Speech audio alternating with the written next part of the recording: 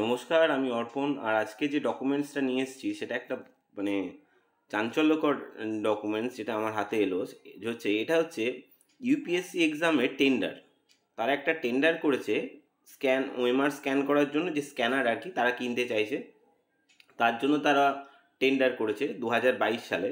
এবং সেখানে ওনারা যে টেন্ডারটা করেছে এবং যে স্ক্যানার মেশিনটা ওরা চাইছে, সেখানে সেই মেশিনের অ্যাকুরেসি বলছে the OMR capture should be capable of mark capturing accuracy of minimum 99% and or repeated reading on different OMR with difference of +-1 HEX level।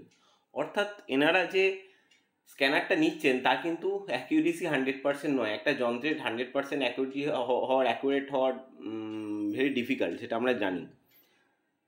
তো এখানে দেখুন, এই যে অ্যাকুরেসির জায়গাটা, the OMR capture should be capable of marks capturing accuracy minimum 99%। তাহলে দেখুন, আমি যদি ধরে নিই যে 1%-এর তাহলে এরর থাকতে পারে, তাহলে আজকে 2016 সালে এই যে 22 লক্ষ ওএমআর স্ক্যান হয়েছে, তার মধ্যে 22 লক্ষের যদি 1% আমি ধরে নিই যে স্ক্যানারটা আমাদের ইউজ হয়েছে 2016 সালে, তার যদি অ্যাকুরেসি লেভেল 99%ও থাকে, তাহলে তার 1% এরর আছে। তাহলে 1% এরর হলে সেটা 22,000।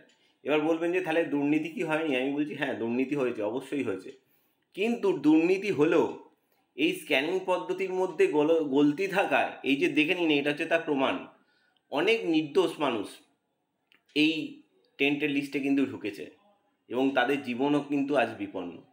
মানে আমার তো ভয় লাগছে, সামনে আমরা আবার পরীক্ষা দেবো, সেক্ষেত্রেও যদি এইরকম কোনো একটা স্ক্যানার যার 99% অ্যাকুরেসি, সেই ক্ষেত্রে যদি এইরকম আবার যদি মিসম্যাচ বা এই ধরনের ব্যাপার যদি আসে, তাহলে তো বিপদে পড়ার সম্ভাবনাতে থেকেই যায়।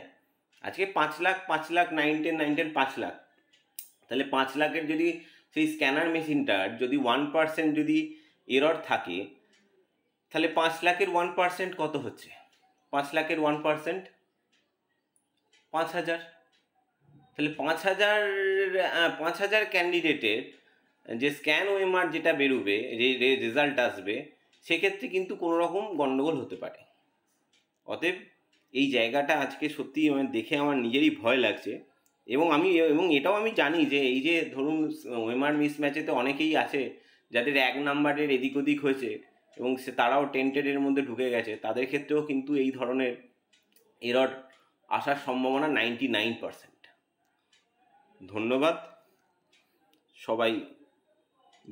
আমি যেটা বলবো যে অন্তত এই পরীক্ষার পরে আরটিআই করা উচিত এসএসসিকে। তারা যে স্ক্যানার ব্যবহার করছে, সেই যে স্ক্যান যন্ত্র তারা তো টেন্ডার করেই কিনবে, তাহলে সেই ক্ষেত্রে সেই যন্ত্রের অ্যাকুরেসি কত সেটা কিন্তু আমাদের জেনে রাখা উচিত। ধন্যবাদ।